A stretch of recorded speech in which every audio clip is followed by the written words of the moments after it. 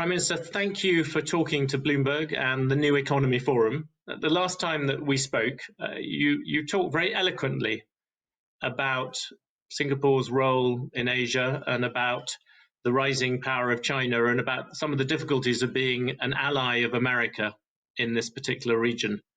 And I wondered, from all those perspectives, what should President-elect Joe Biden, assuming that he has indeed won, what should he do in terms of a policy towards the region and towards China in particular?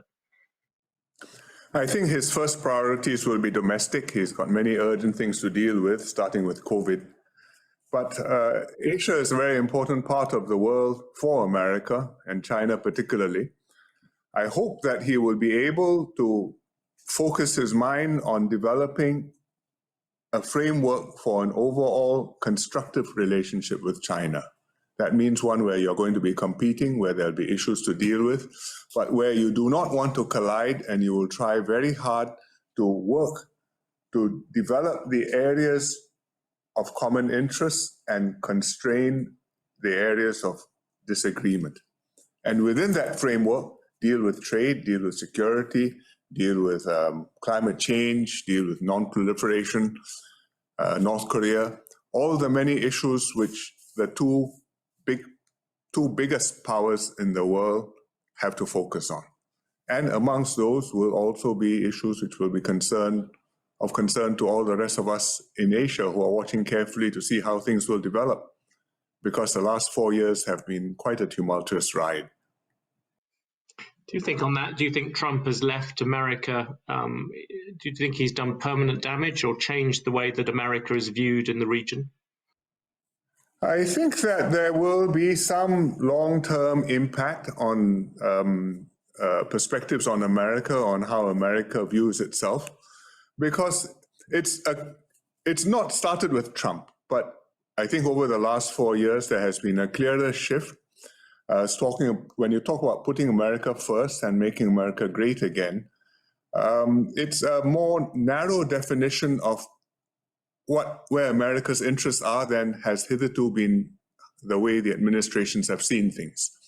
Because previous administrations have seen America as having a broad interest in the stability of the region, in the well-being of its partners, in the tending of its alliances with allies, in fostering an overall environment where many countries can prosper in an orderly scheme, and America is part of that scheme, and subjects itself to the same rules and disciplines is a strong word to apply to a superpower, but presents itself as complying with an order which is in the interest of more than itself. And it will take some time, I think, for America to come back to such a position and for others to be convinced that it is taking such a position. It may never come back all the way.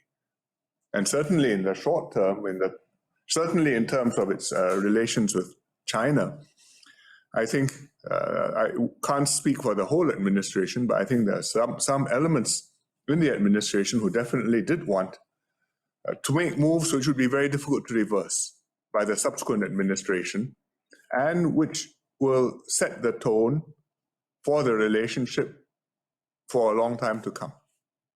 And once you impose even punitive tariffs, once you put them in, whatever their merits, no successor government can just say, those were the wrong things to do, I take them away. It's a fact in being, and the next thing you do, you have to deal with it, but you are dealing from a new starting point. And there are many other steps which are, I think, even more sharp in that way. On technology, I think on the definition of how you see the other party, whether it's a competitor, whether it's a challenger, whether it's a strategic threat, whether it's a mortal enemy. I mean, these are statements which have consequences. Do you think language has consequences? I know we'll come back to the framework in a second, but when you talked about America first, some people have looked at what happened with Trump, and by talking the language always of America first, rather than singing the traditional American song of freedom and liberty and openness, do you think that really made a difference? Well, if you ask the Europeans, I would think many of them would say yes. If you ask the Asians, they would say we fully understand, but we must make our calculations on that basis. What do you think there is a role? One of the things people have talked about Biden doing is having a kind of coalition of democracies that would bring in people like yourself, Indonesia, Japan, South Korea. Is that part of the framework of that you could imagine working, and would that be helpful? We all want to work. We all want to work together with the U.S. We all want to work together with other vibrant economies. We would like to cooperate within the region. I think not very many countries would like to join basically a coalition against those who have been excluded, chief of whom will be China. Even in, especially not just Singapore, and not just in Asia, but I think even in Europe, there will be countries who want to do business with China. I mean, for example, Europe is trying to conclude an investment agreement with China. And, well, it's quite understandable. I think it's better to, you want everybody in the discussion in trying to work out adjustments to the world order.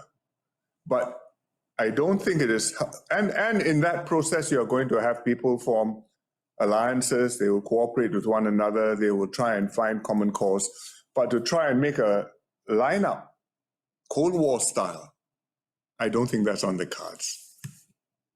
So you'd be against things that exclude people. Just pushing in on trade, which is a big focus here.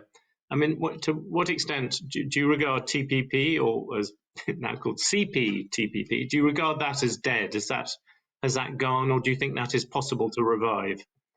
Oh no, the CPTPP is very much alive. There were 12 at the party.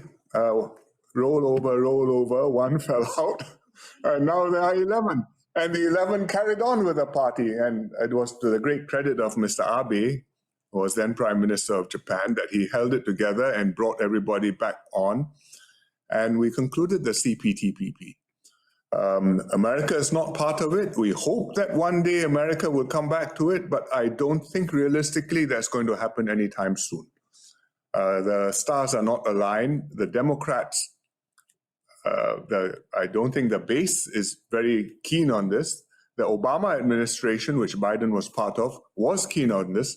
Hillary, who was Secretary of State, fully supported it, but when she became Hillary Clinton, the candidate, she had to repudiate it. It's the reality of American politics. So I still think it makes sense for the US, but it has to make domestic political sense as well. And that will take time and a different alignment of the economic situation as well as the political configuration in the US. Do you think on that particular point, do you think that there is a possibility that Biden generally could end up being somewhat tougher in terms of everyday things than Trump was, to the extent that Biden is more likely to complain with China about human rights? And you've also got this, as you said, this side of the Democratic Party, which for whom things like labor rights, environmental rights matter enormously. So that in some ways, yes, despite being a more predictable figure, he could be tougher. It's possible. He knows Xi Jinping very well because they spent many hours together when Xi visited the US, and I think he's visited China too, and they have engaged one another. So I think that personal engagement at the top is important.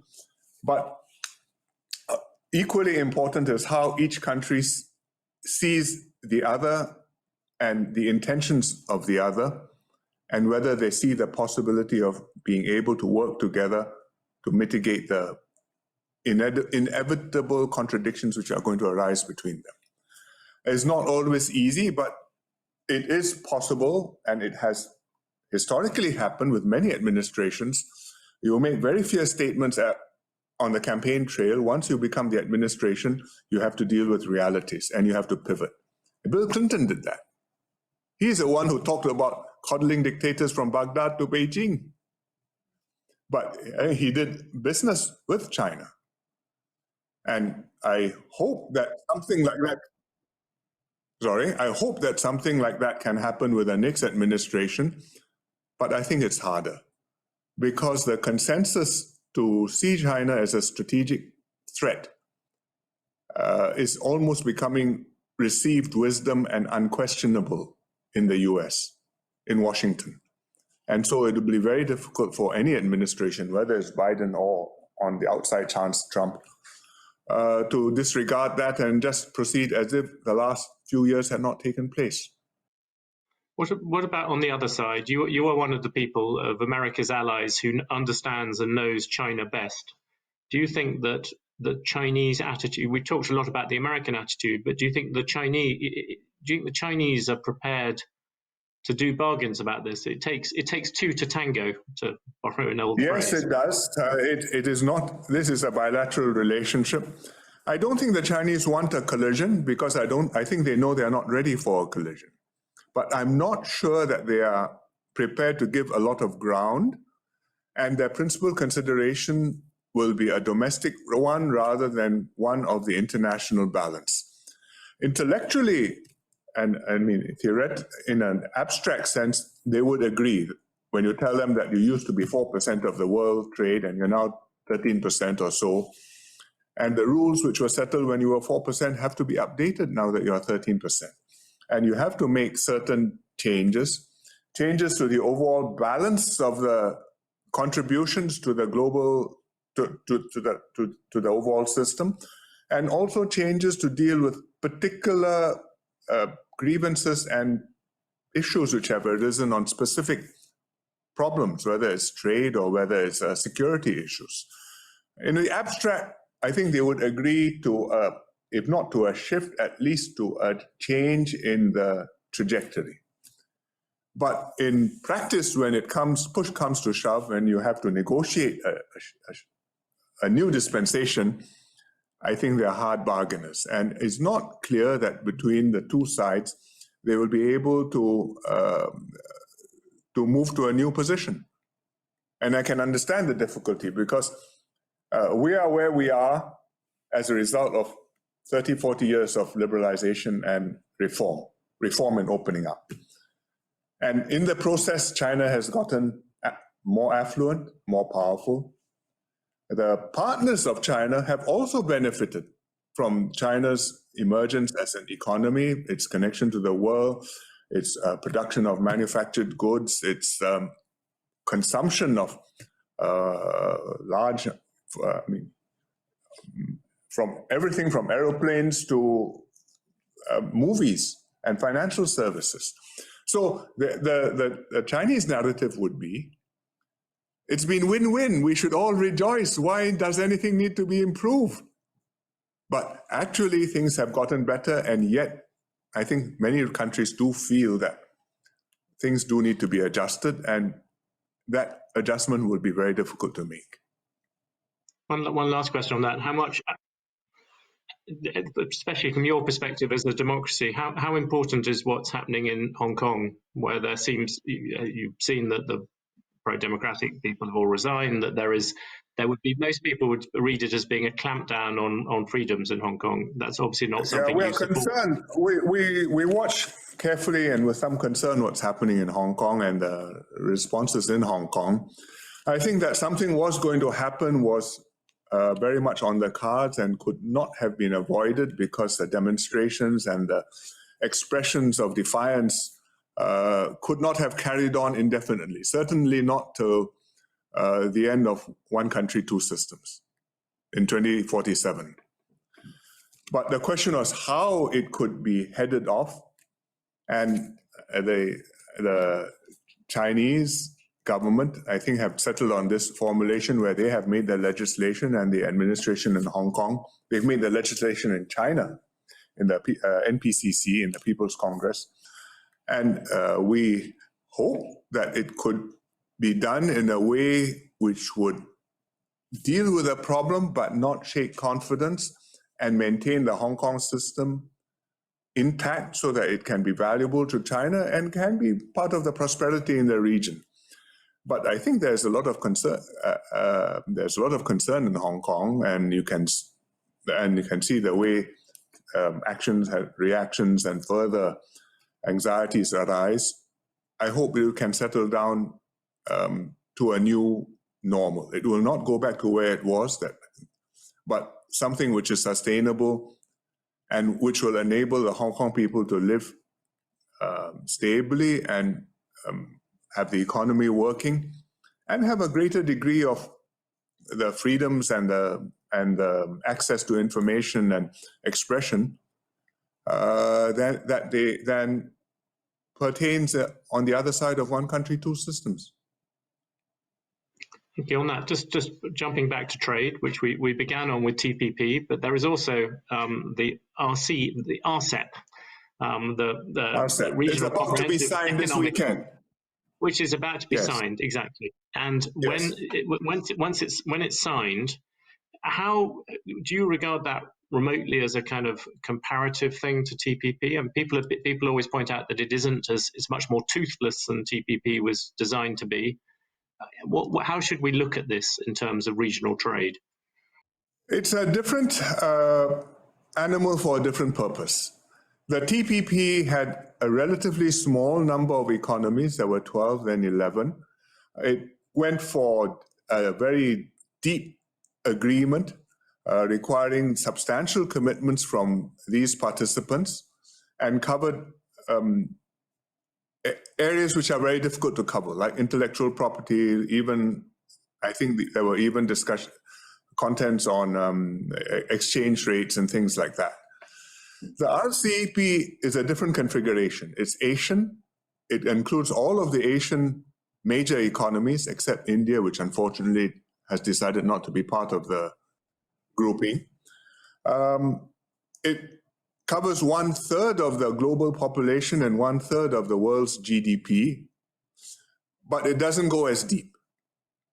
But nevertheless, it is a significant step towards reducing trade barriers and facilitating trade between these economies, and also a significant statement that in Asia, whatever happens in the broader world, we would like to promote regional integration, and we do believe in a model of cooperation and win-win trade rather than in going it alone and beggar thy neighbor, which in these troubled times is worth quite a lot. I know you've always been a great supporter of globalization and things like that. I mean, one thing which would worry me about RCEP was where if you look at, say, for instance, China's treatment of Australian exporters at the moment, it's punishing Australian exports. For political reasons, most people would look at that and say that's a sort of infringement of what a trade bloc is about. But under this format, there isn't a kind of tools for dealing with it. Or do you think that is something that may come in the future? The way to deal with those kinds of issues is the WTO. I mean, the WTO does have rules, what restrictions you can impose, how you have to justify them, how do you adjudicate them and appeal the adjudication. And I hope with the Biden administration, the WTO will no longer be deliberately pushed to one side, as has been the explicit policy of the Trump administration. But the way the world has tried to think about trade since the Second World War and the creation of GATT, which was the WTO's predecessor, is to try and segregate trade from any other issues and disputes which countries may have. On the basis that trade is win-win, you have to have rules for it, but the rules have to be objective and fair, and there must be some way to deal with the rules.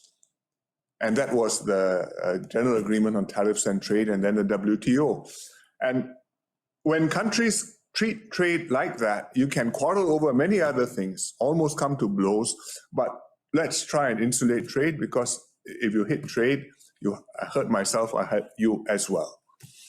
Unfortunately, the lines are gray, and it's not just in Asia, but even on the other side of the Atlantic, or even in Europe, we have all sorts of issues which appear when it comes to phytosanitary or medical requirements on wine or on bananas or on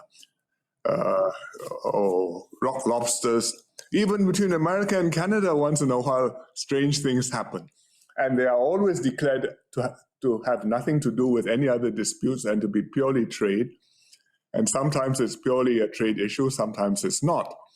But I think the more people avoid doing that, the more it will be credible when they say We believe in multilateral trade, and we believe in win-win development and cooperation with our neighbors.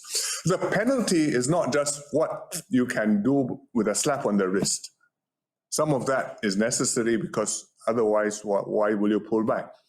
But I think the price really is also, in the longer term, the reputation of the countries and how they practice their trade diplomacy and their international relations with other countries, whether they have a reputation for dealing above board and directly, or whether when issues arise, a myriad of other problems spontaneously appear. And I think countries do have reputations to protect. I mean, Singapore has been one of the great successes of kind of global trade. But you look at the world at the moment, there is a possibility of a division into two internets. There's a possibility of a division into regional blocks with maybe things like RCEP becoming a sort of more regional variety. You talked about the WTO. Do you worry about a global world becoming a much more regional one? I think the regional blocks is a possibility, but I don't think it will split up altogether, because the trans-Pacific trade links and the transatlantic trade links are too substantial to be cut off and to be divided into two worlds or three worlds. The risk of bifurcation of technology is there. In fact, it's not just a risk, it has happened, because in China you can't get Google or Facebook or Twitter. They have their own equivalents. And there are legitimate reasons why you may be concerned about the provenance and the ownership and control of the technology for vital parts of your information infrastructure, like the 5G system. But on the other hand, you finessed Huawei rather elegantly, as I remember it, by giving them some access to Singapore's systems. We did what we thought made sense for us. We have stringent security requirements, and we stated them up front. We invited the operators to bid. We did not rule anybody out, and the operators made their own calculations, and then they decided whom they would partner with, and it's up to them. But because our attitude is, whoever's system I buy, and it's not going to be my system because I don't have a Singapore 5G system, there could be vulnerabilities, there could be deliberate vulnerabilities, and there certainly will be intruders trying to come in, even if there are no deliberate vulnerabilities. And some intruders are bound to come in. Therefore, absolute security is not to be had, and we have to be practical about it, and we will do what we can, and then we will use the systems for the risks and the purposes which suit them. And if I really have something which I absolutely cannot risk compromising or losing information about, then I'll have to find some other solution. But if I say I want absolute security, that's not to be had in this world. Do you think there's a way of putting the internet back together again, to the extent that it is? I don't think no, I think the ideal where the whole internet is one and everybody is instantly connected to everybody else, and there's no gatekeeper along the way, and it will heal itself and treat censorship as a flaw which it can build around, which was the original ideal. I don't think that's realistic. It is substantially connected. There will be all kinds of gatekeepers as well as bad actors on it. And you will be able to get through better than in the old days by calling IDD, but by no means will it be a seamless network. And can I ask you, that's the way the world is. Sorry. Go ahead. Another subject which is close to that is vaccines, very much in the news at the moment. You talked about being a small country that doesn't necessarily make things yourself. You now have the vaccines. Do you worry that the bigger countries are the ones that are going to grab the new ones? I know you have a deal with Actura to get a particular vaccine. You have Pfizer out there doing things. Do you worry from a Singaporean perspective that it's harder for small countries? Well, for Singapore, knowing that we are a small country and we are not going to invent all the vaccines we need ourselves, we have sought to make arrangements with not just one, but multiple vaccine makers, so that when products become available, well, we will not be last in the queue. I doubt we will be first, but we don't want to be the last.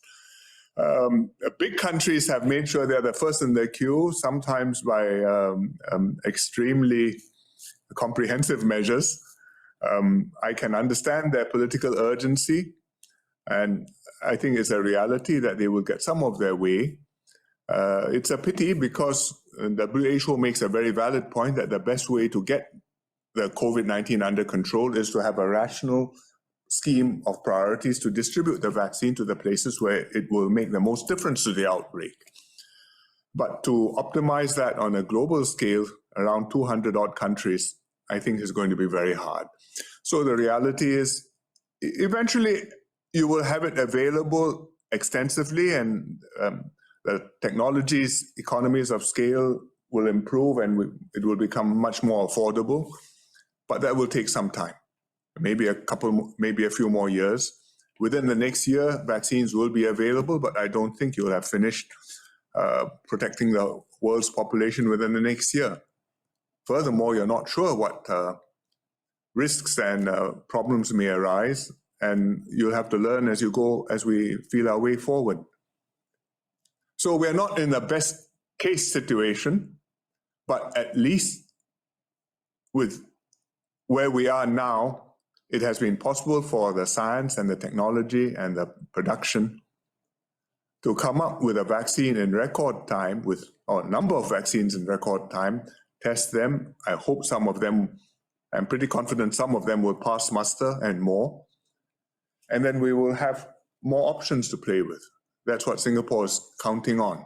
And meanwhile, we are taking all precautions to prevent a second surge of COVID.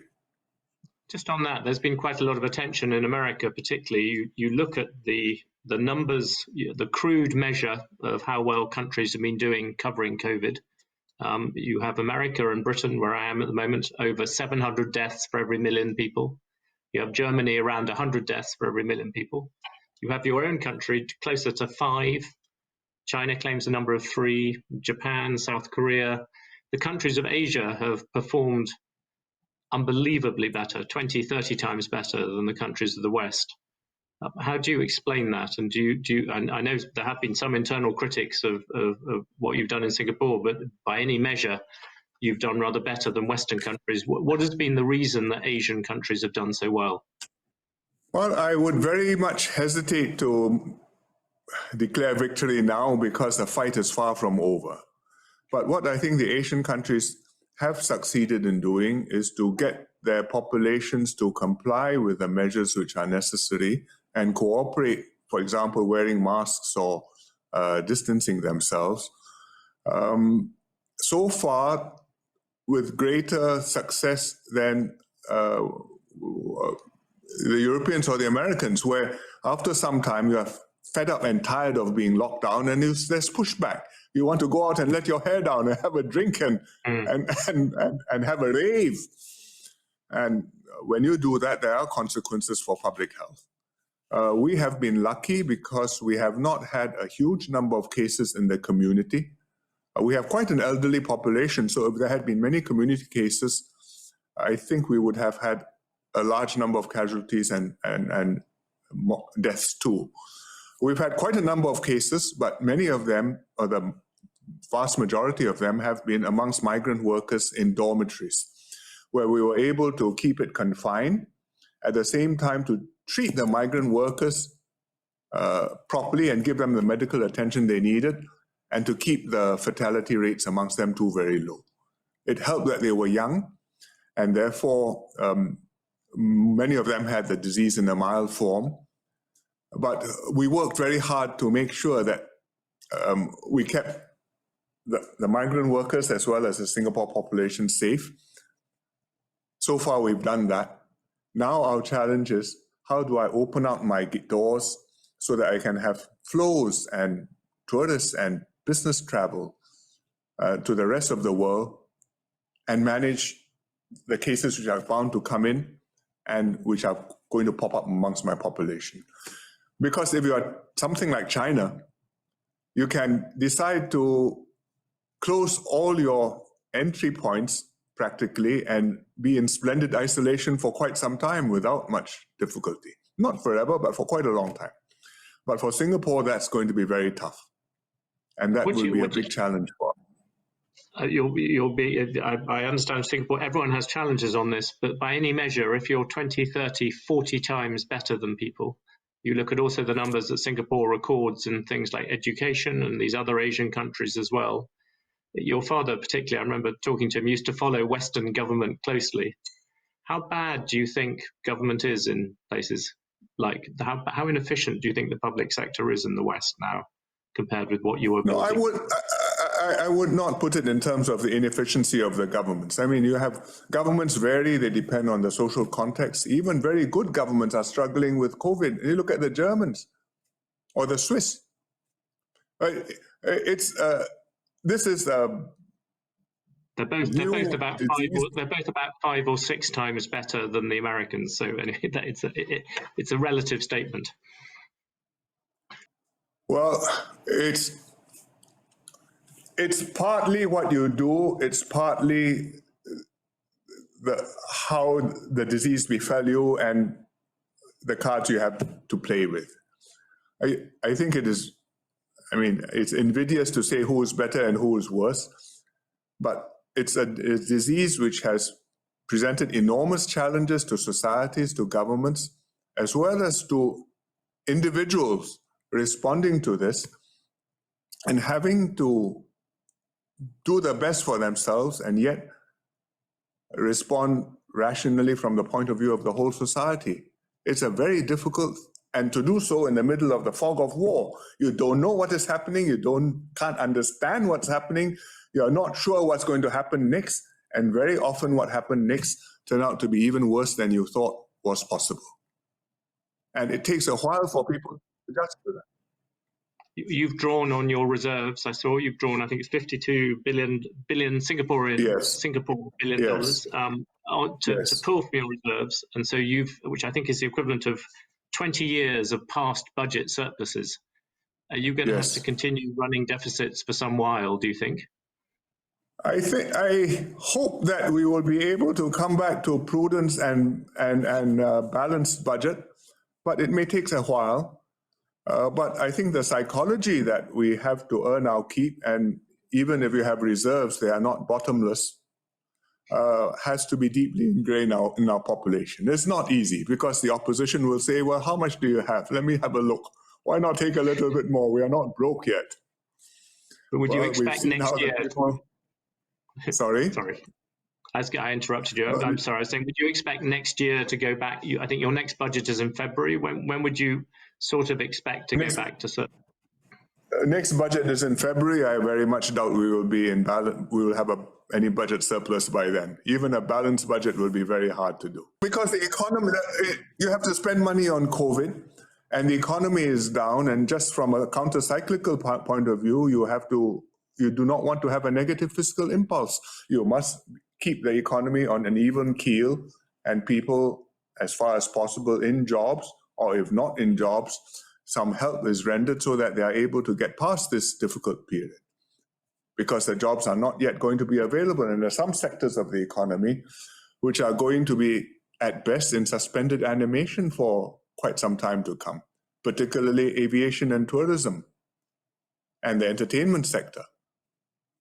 And it's better for me to take care of them and keep them in suspended animation than to risk reviving them before we are ready to deal with the consequences. And then you have another major COVID outbreak. So therefore, I think we have to deal with the public health and the economic requirements in the immediate and medium term. But one day this too will pass, and when it does, we must make sure that we can get back to the habit of balancing our budgets. Has COVID changed the way that you look at the world? Has it changed? How profound do you think the impact has been? I think the psychological impact on this generation will be considerable, because before COVID, in January, we were having a conversation in Davos, and it was just about to happen. And we were still carrying on as if the world was in its old tracks. That you're talking about globalization, the trade trends, therefore the trade issues, therefore you're going to have competition, and what are you going to do about technology and so on. And overnight, all that is no longer your top priority. Your top priority is just making sure your people are safe, and that where their jobs have been lost, that they're able to feed themselves and their families. And it's a very powerful reminder that man proposes, God disposes. And therefore, whatever you may think in terms of planning ahead and projecting ahead, something drastic can happen tomorrow which can totally change your plans. And you have to have the spunk, the resilience to say, well, now this is a new situation, where do we go? So be prepared for the uncertainty, plan for the future, but also have a modest estimation of how capable you are of determining the outcome. Do you think it gives Biden an opportunity, assuming again that he becomes president, that it gives him an opportunity to reach out to areas like Asia? This is the first big crisis, I think you could say, since the Second World War, where America has not played a leading role. It withdrew from the WHO. It didn't reach out to other countries in the way you might expect. Does that give him an opportunity, a way of bringing your region back to America, I suppose? I hope so. The chance is there, but he has many priorities, and Asia is one of them. I mean, he has to deal with it. In Europe, he has many priorities too, trade as well as NATO. And with Russia, he has issues to settle, and the Middle East. So I think he's got a full plate. I hope that it will be a new direction for America, but don't forget that Mr. Trump collected more votes than Barack Obama. So he has not disappeared, nor the pressures which he represented, nor have they disappeared from America's body politic. And that will be something which Joe Biden will have to contend with, deal with, and hopefully will be able to remove some of the bitterness and rancor and poison and begin some reconciliation between the red and the blue Americans, so that come 2024, the contest is not such a poisoned one. Conversely, I'll come back to 2024 in a second, but conversely, to the Chinese, does this also offer an opportunity? Is that you look at these big challenges like COVID, like climate change, these are things that happen to all humanity, and they offer a potential bridge to kind of open up a better relationship with America. I hope so. When Mr. Trump was elected, some Chinese commentators who were perhaps overly confident of their ascendance, thought that they saw a strategic opportunity, that America would now not have a coherent position in the world, and therefore that they had the field open to them, and that they could expand their influence in the world. I think that they have since discovered that it's not really that much to their advantage to have America at sixes and sevens and unable to have a coherent policy vis-a-vis China or the rest of the world. And it's better to have somebody there who may not fully agree with you, but understands his interests in a broad way and whom you can deal with. And with Biden, maybe they will decide that they want a new try. I hope so. But it is not easy to do this. You remember when Mr. Obama first came in and Hillary was his Secretary of State, she met Mr. Lavrov and said, Perezagruska, reset. And it didn't succeed in resetting. So there are, no, because both sides' principal considerations are domestic ones. The driving forces, the compulsions, their priorities are domestic ones. And you want the outside world to be at peace, but that's unlikely to drive your domestic policy or cause you to adjust your domestic attitudes to lead to a stable international order. And that's why you end up with miscalculations and all kinds of unexpected developments in the world. You talked about an uncertain world. You also mentioned 2024. So there's one last question for you is that I think you're still committed to, or you've talked about leaving office when you're 70, which I think is in February 2022. You may have noticed yes. America has just elected a 78-year-old. Does that make you think at all that you might hang on a bit longer? Well, I'm not sure hanging on is the word, but as I have been saying since in recent months, we are in the middle of a crisis. It's a huge challenge for Singapore. It's existential, really, both economically as well as on a public health point of view. And I think it's my responsibility to see us through this crisis before I hand it over in good shape into good hands. And I hope that will not be before too long. I hope that will be before long. I will take that as a maybe. Prime Minister, thank you very much for talking to Bloomberg and the New Economy Forum. Thank you. Thank you very much. I think we have to do a picture, and we have to also do, we have to ask you this one question, which we're asking all the leaders, which is, what is the one thing that we must change after production? Shall I do that one? Do the organizers want to tell me? Is that okay? Shall I do that first, quickly?